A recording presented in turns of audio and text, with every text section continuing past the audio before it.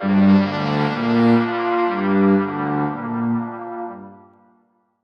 this, if you will. It's 1940, rural France. Hmm. Four teenagers just out exploring with their dog. They're Mhm. near an old fallen tree, maybe looking for rabbits, something like that. And suddenly, their dog, Robot, vanishes. Just slips into this hidden hole in the ground. Mhm. And what happens next? Well, it's not just finding the dog. It's like they tripped and fell through a portal, straight back 17,000 years It's an incredible image. into a world filled with this absolutely monumental, just breathtaking art that completely flips what we thought we knew about our earliest ancestors. That's our starting point today. And what a place to start. It really is. I mean, that discovery, completely by accident, it didn't just open a little window. It basically tore open this huge panoramic view into, well, the deep history of human creativity, ingenuity, too. Yeah. It's a moment that honestly still echoes today in archaeology, art history, even how we think about ourselves. It's constantly making us rethink prehistoric people, what early Homo sapiens were capable of. It's quite humbling. Exactly. So today, we are diving deep, really deep, into one of the most, well, astonishing artistic and archaeological finds ever. The Lascaux cave paintings. We spent a lot of time going through some really comprehensive sources for this deep dive. We've got a rich, detailed, sort of multifaceted look at what makes Lascaux, well, not just important, but unique, profoundly special. And our mission today, yours and ours, is to go way beyond just looking at pretty pictures on a cave wall, right? Yeah. We want to really unpack the who made them, the what are they showing us, the where, why this cave, these specific spots, Yeah. the when placing it in prehistory, the why. That's the big one. Why go to all this trouble? And of course, the how. How do they actually create these masterpieces in, let's face it, really tough conditions? Yeah, the how is amazing in itself. We'll dig into the meanings, the world they came from, the techniques, which are surprisingly sophisticated, and the legacy.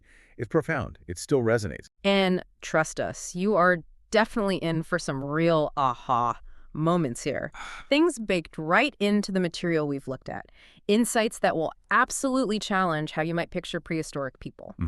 Because this isn't just a story about survival, scraping by in the ice age. It's a story about art, about human consciousness taking flight, about complex communication, about what it meant to be human right at the dawn of artistic expression. Well put. So for you listening, think of this as a journey to get really well informed about this pivotal moment, a moment that connects us quite directly to our most ancient selves. So yeah, let's get into this deep dive. Okay, so let's start right at the beginning. The discovery itself, it's almost like something out of a movie, this serendipitous find. We mentioned 1940. It was September 12th, actually. These four teenagers from Montagnac, Marcel Ravidar, Jacques Marcel, Georges Agnel, Simon Cuenques, they're out playing, exploring near Marcel's dog, Robot, this rugged, woody area in the Vézère Valley. Right. A famous area for prehistoric sites already, but this was hidden. Exactly. They find this hole, apparently opened up recently when a big pine tree fell. And it's Robot, the dog, who kind of leads the way, right? Falls in. It's almost too perfect a story, isn't it? The accounts say the boys had to widen the hole, took them a few days, and they finally squeezed down. Can you imagine? Oh. Stepping into this dark, damp, echoing space. All they had was maybe a homemade oil lamp or a crude torch. Yeah. And then that flickering light hitting the wall, revealing these huge, colorful, moving paintings, just covering the place. It must have been, well, sheer disbelief, wonder, like finding another world, a direct hit to the past. Absolutely. An experience that changed their lives, obviously, but also our whole understanding of human history. And what they found, the scale of it is just staggering. It really is. We're talking about a massive amount of art, over 600 paintings, more than 1,500 engravings, gravures. Yeah, the engravings are often overlooked, but just as important. That's an incredible concentration of art in one underground spot, created by people we might think were just focused on, surviving day to day. Indeed. And while the numbers are impressive, it's really the subject matter that hits you. Lascaux is essentially this monumental gallery of animals, mostly large, powerful creatures. Like what, specifically? You see these enormous bulls, often shown with incredible energy and detail. Dynamic horses caught mid-movement, elegant deer, stags with huge antlers, powerful bison, other animals too, things that roamed the Ice Age landscape. So a real snapshot of their world. In a way, yes. But it's selective. Now, there are a few human figures. The famous one in the shaft scene is very enigmatic, and loads of these fascinating abstract symbols, dots, lines, squares. but the animals dominate, overwhelmingly. And they feel alive, don't they? Not just static pictures. Exactly. They capture this lifelike energy, the spirit of the animals, not just a technical drawing. It's quite masterful. And this art isn't just clustered in one easy spot. It's spread throughout the cave system, right? Some places really hard to get to. That's right. It's everywhere. From these deep, narrow, twisting corridors places, you'd really have to make an effort to reach to huge open chambers, almost like natural cathedrals designed for these displays. Can you tell us about the most famous bits? The greatest hits of Lascaux, if you like. Sure. Two areas really stand out, visually and artistically. First, there's the Hall of the Bulls. The name says it all, really. Lascaux in Turkish. It's famous for these huge, dramatic animal figures, 4 massive bulls especially. The biggest one is enormous, like 17 feet long. Oh, wow. They just dominate the space.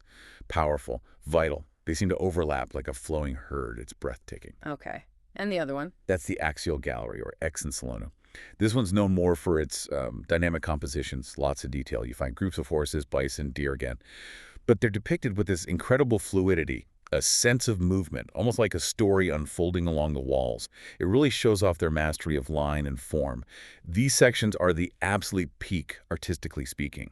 And speaking of skill, this isn't, crude stick figures we might mistakenly associate with cavemen. The artistic level, the technical skill shown by these people 17,000 years ago, it's genuinely mind-blowing. It absolutely is. Yeah. The technical sophistication is undeniable. Revolutionary, really, for the time. Think about their colors. The palette might seem limited to us reds, blacks, yellows, browns, but wow, was it effective. So vibrant. And these weren't paints from a tube, obviously. Yeah, no. They were chemists, in a way. The sources are clear on this. They got their pigments from minerals right around them. Reds from hematite, that's iron oxide. Blacks from manganese dioxide, or maybe charcoal from fires. Yellows and browns from different types of clay, ochres, basically. So they had to find these, grind them up. Exactly. Grind them into fine powders, probably using stone tools, mortars, and pestles. Then they had to mix the powder with a binder, something to make it stick. Maybe water, maybe animal fat. Some suggest even blood or plant sap. They experimented to get workable paint. Okay, let's unpack this. Because here's where it gets really cool. They weren't just painting on the wall. They were painting with the wall. Our sources really emphasize this. Yes, that's a brilliant way to put it. It's one of the most ingenious aspects. These artists were incredibly clever. They actively used the natural shapes of the cave, the bumps, the curves, the cracks, the hollows. So not looking for a flat canvas. Not at all. They used the rock's own topography to add depth, to suggest movement, to give their figures this amazing three-dimensional quality. The wall wasn't passive. It was part of the art. Almost alive. Like that example of the bull. Precisely. A classic example. There's a bull where its body is painted over a natural bulge in the rock.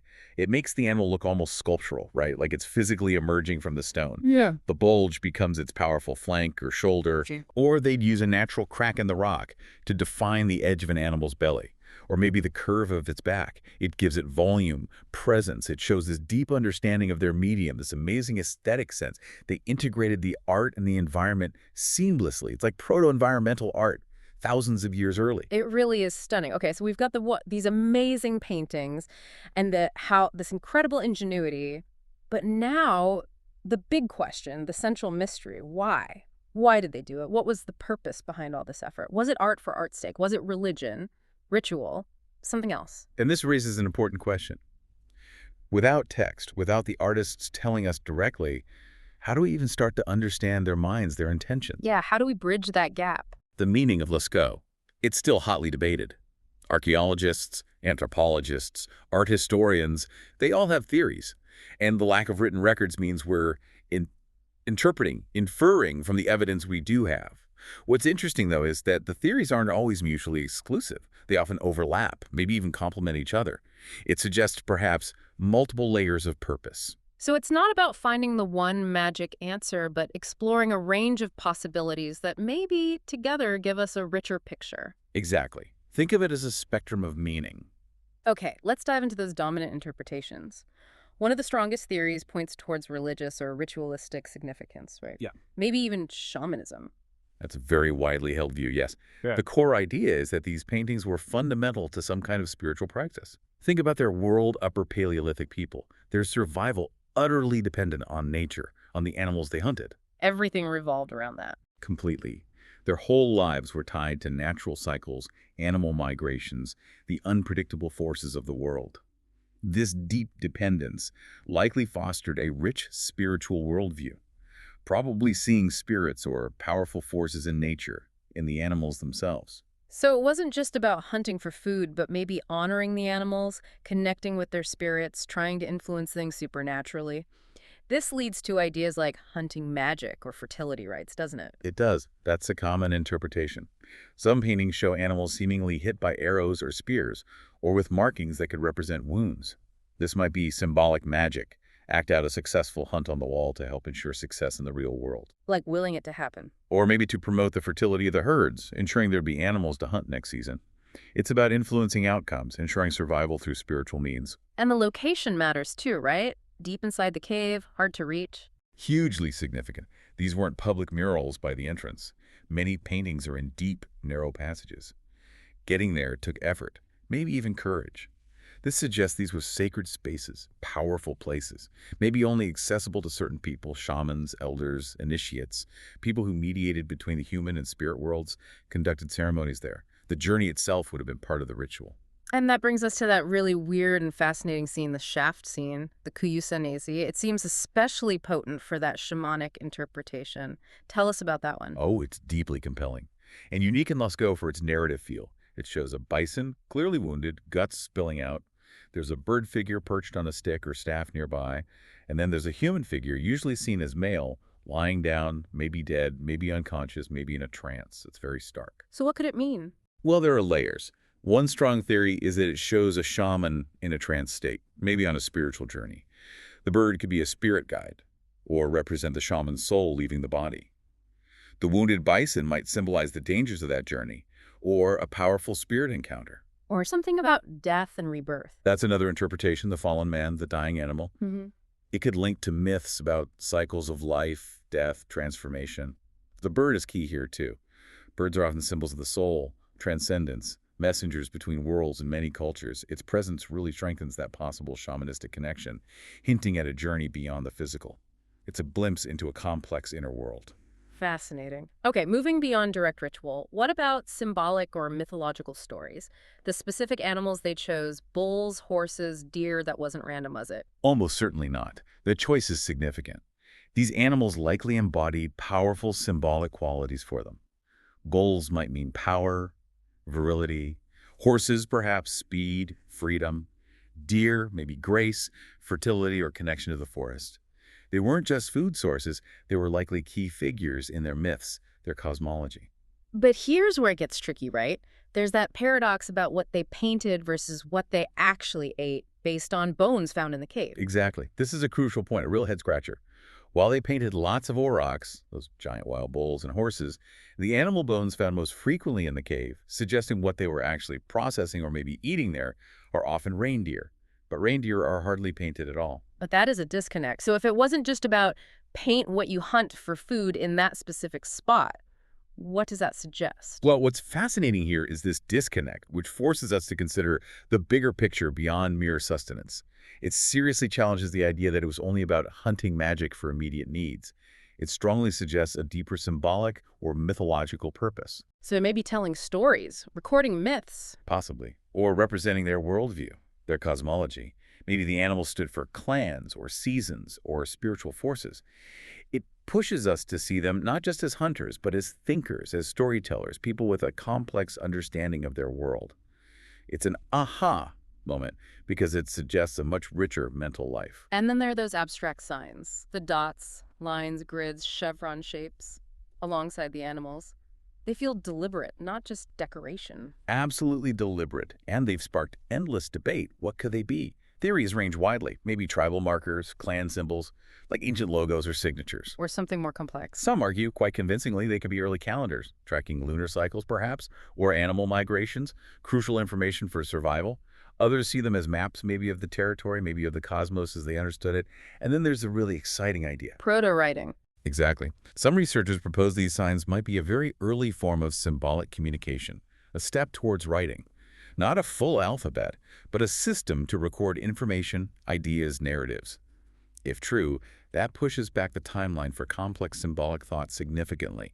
It's revolutionary. Incredible. Okay, let's shift slightly. What about the social side? How might creating all this art have functioned for the community itself, holding people together? That's a really important angle. Socially and culturally, Lascaux could have been vital. Imagine these small, often mobile groups in a tough world coming together in this amazing sacred space. The art could act as a powerful glue How so? by reinforcing shared myths, traditions, values, creating common identity.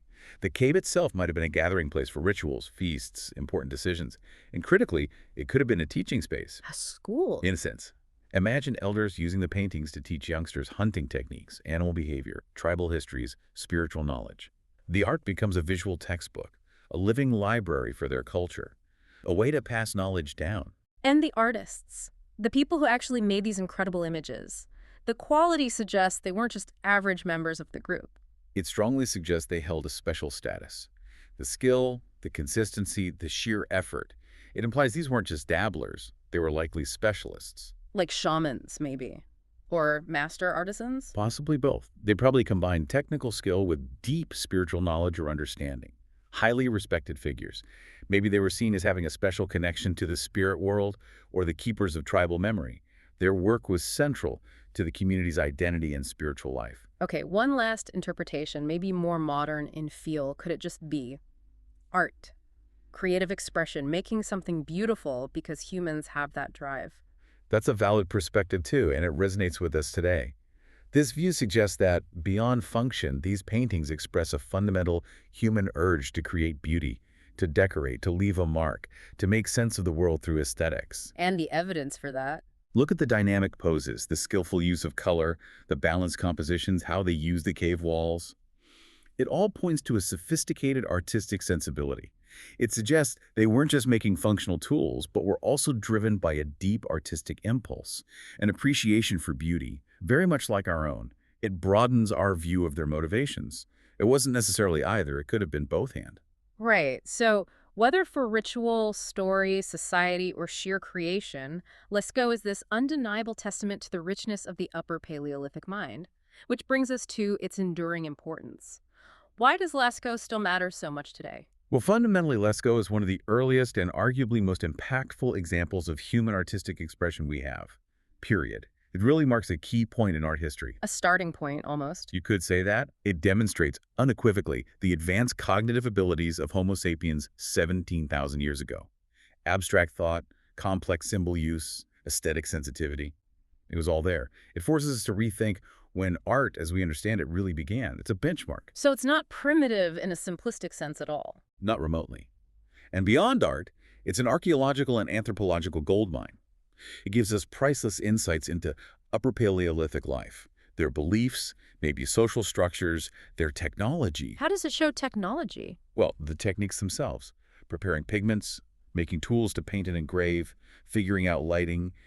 It all reveals their level of practical knowledge, their ingenuity. And the animal paintings. They even give biologists clues about the fauna of the period, helping reconstruct past ecosystems. And it's recognized globally, right, as something belonging to all of us. Absolutely. It's a UNESCO World Heritage Site. That signifies it's part of our shared human legacy. It connects us today directly to our distant ancestors. It reminds us of those universal human threads, creativity, imagination, our relationship with nature. It's profoundly moving in that sense. And it even influenced modern art, didn't it? I love that story about Picasso. What was it he said? Ah, yes, the famous quote. After visiting Lascaux, Picasso reportedly said, "We have invented nothing." Wow, that says it all. It really does. It's this profound acknowledgement of the power, the modernity, the raw genius already present in that cave. It highlights the timeless essence of artistic creation. And Lascaux certainly inspired many modern artists, writers, thinkers. Movements like primitivism, abstract expressionism, you can see echoes, a search for that same essential power.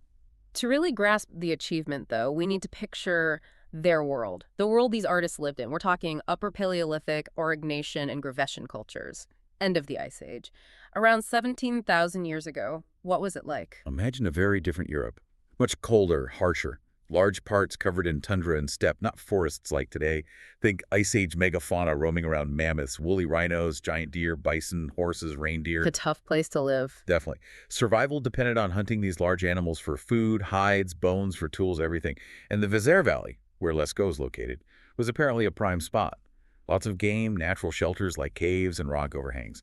So, likely a place nomadic groups return to seasonally, a vital hub. And how did these people live socially? In small groups, probably 20 to 50 people, hunter-gatherers, highly mobile, following the herds, adapting to the seasons. Kinship would have been crucial. And in these small, close-knit societies, things like art, music, storytelling, ritual souls, they weren't luxuries. They were essential For what? for bonding the group, passing on knowledge, reinforcing their culture and beliefs, maintaining social harmony.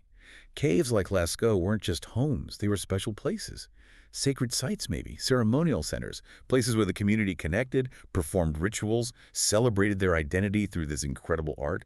Just entering the cave together must have been powerful. It's amazing they had the technology, the know-how to even create these paintings. What kinds of tools and advancements did they have back then? There were surprisingly sophisticated tool makers, using stone, bone, ivory. We find beautifully crafted flint knives, sharp spear points, even delicate bone needles, which means tailored clothing. And this technical skill fed directly into their art.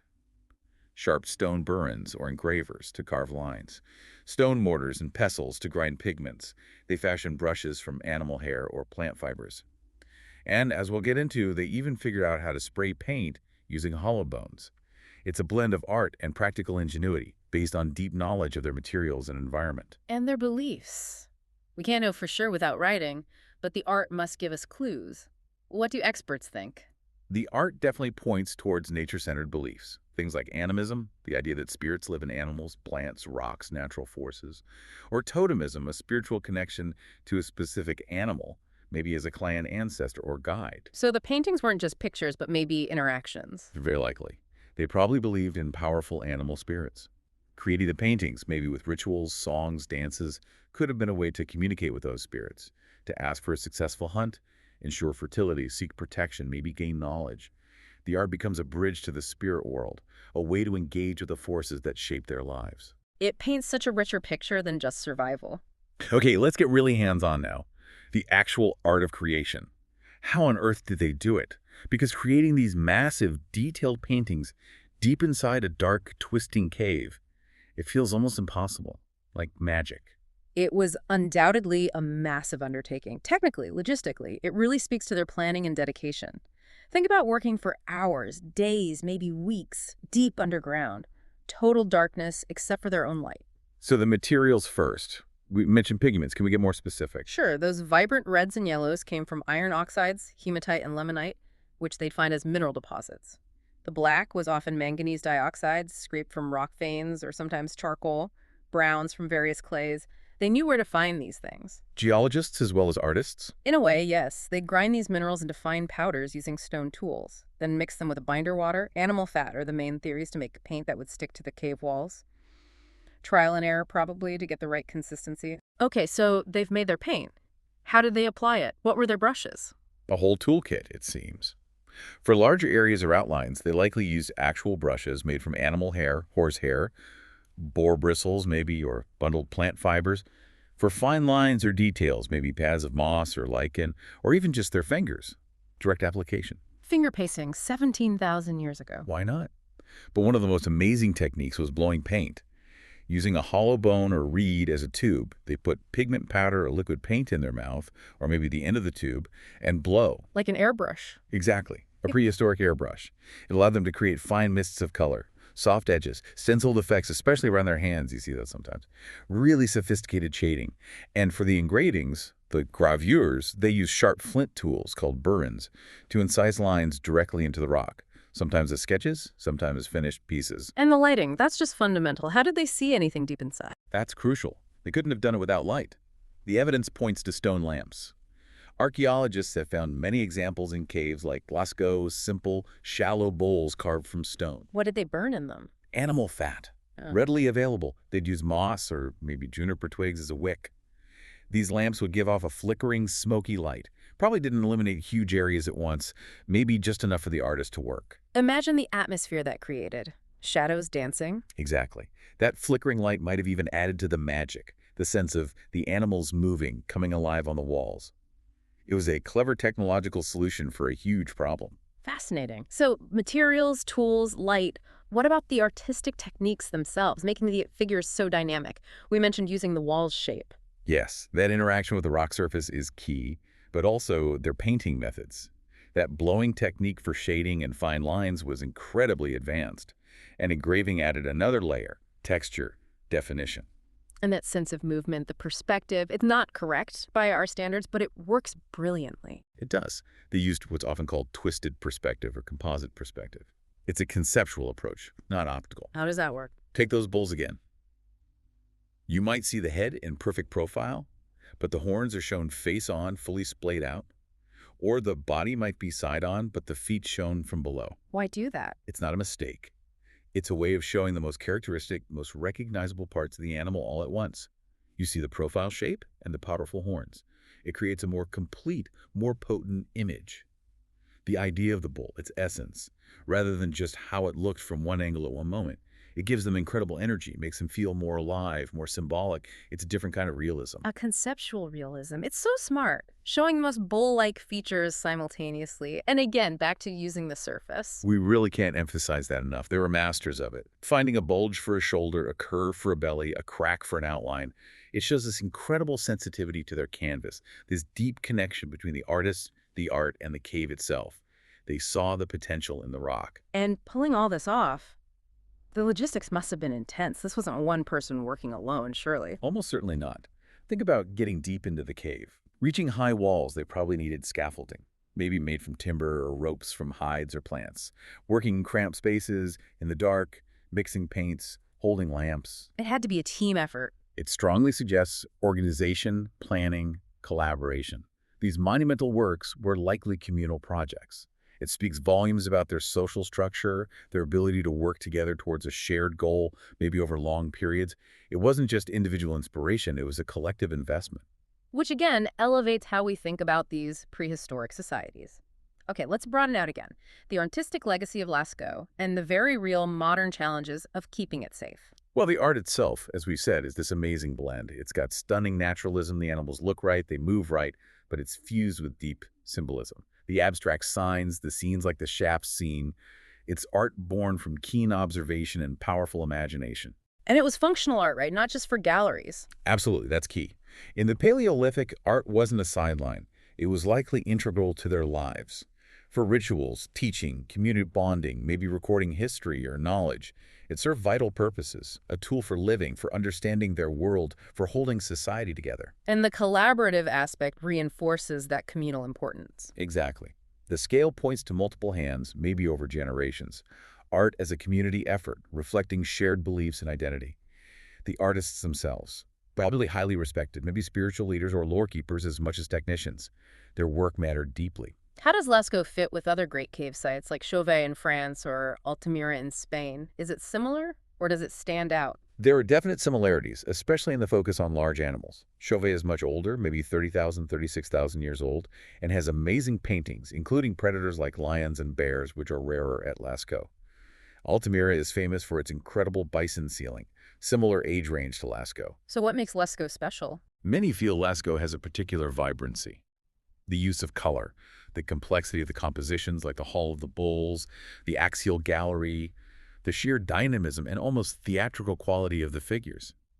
While Chauvet might feel more raw or primal to some, Lascaux often strikes people with its grandeur and, well, its artistic polish for its time. It feels like a culmination. It's just staggering that something so ancient is so sophisticated. But preserving it, that's been a huge challenge, hasn't it? The discovery itself almost destroyed it. Tragically, yes. It's the classic conservation dilemma. After 1940, word got out and people flocked to see it. Thousands upon thousands of visitors. And that caused problems. Huge problems. All those people breathing, releasing CO2, moisture, changing the temperature, bringing spores on their shoes and clothes. It completely disrupted the cave's stable microclimate, which had preserved the paintings for millennia. What happened to the paintings? Microscopic organisms, algae, fungi, bacteria started growing on the walls. Things like the green sickness and later the black mold, they thrived in the new, warmer, more humid conditions created by visitors, and they started literally covering and damaging the pigments. It was a disaster unfolding. So they had to close it. They had to. After trying various fixes, the heartbreaking but necessary decision was made in 1963 to close the original cave to the public completely. It was the only way to stop the rapid decay and try to save the art. But people still wanted to see it, so the replicas. Exactly. Ingenious solutions. Right. First came Lascaux II, opened in 1983. It's an incredibly precise replica of the two main chambers, the Hall of the Bulls and the Axial Gallery built nearby. Same size, same contours, paintings meticulously reproduced. Gives you a very real sense of the original. And there's a newer one, too. Yes. Lascaux IV, the International Center for Parietal Art, opened in 2016. It's even more comprehensive, using modern technology, digital models, interactive displays to show the entire cave system and provide much more context. Plus, digital technology, 3D scans, virtual tours means anyone, anywhere can explore Lascaux online now, while the original stays protected. So the original cave is basically sealed off and monitored constantly, like an intensive care unit. Pretty much. It's under intense, continuous protection. Sophisticated climate control systems monitor and regulate temperature, humidity, CO2 levels, air circulation, trying to maintain that pristine, stable environment. Scientists regularly check for any changes, especially microbial growth. The fungus issue hasn't entirely gone away. It's an ongoing battle, but it's heavily managed. It's a huge international effort to preserve this treasure. This whole deep dive, it really brings us back to the core message, doesn't it? Lascaux is just this incredibly powerful testament to human creativity and our deep, ancient link to the natural world. It truly is. Just think. 17,000 years ago, Ice Age conditions. Life is tough. And yet, people aren't just surviving. They're creating beauty. They're telling stories. They're expressing profound ideas about their world. It reminds you of those fundamental human drives to create, to find meaning, to communicate, to leave a mark. It connects us across the millennia. It really does feel like a bridge. More than just history, it's visceral. That dynamism in the animals, the colors, the mystery of the place, it still grabs you today. Absolutely. It proves art is this universal language, that need to express, to share, to make sense of things visually. It's been with us for so long. It's fundamental to who we are. Which leads us to a final thought for you, our listener, and maybe chew on after this. Imagine you had only a cave wall. Your audience, people tens of thousands of years in the future. What stories, what symbols, what images would you choose to leave behind? What would you want them to know about your world, your beliefs, your time? What would be your Lascaux?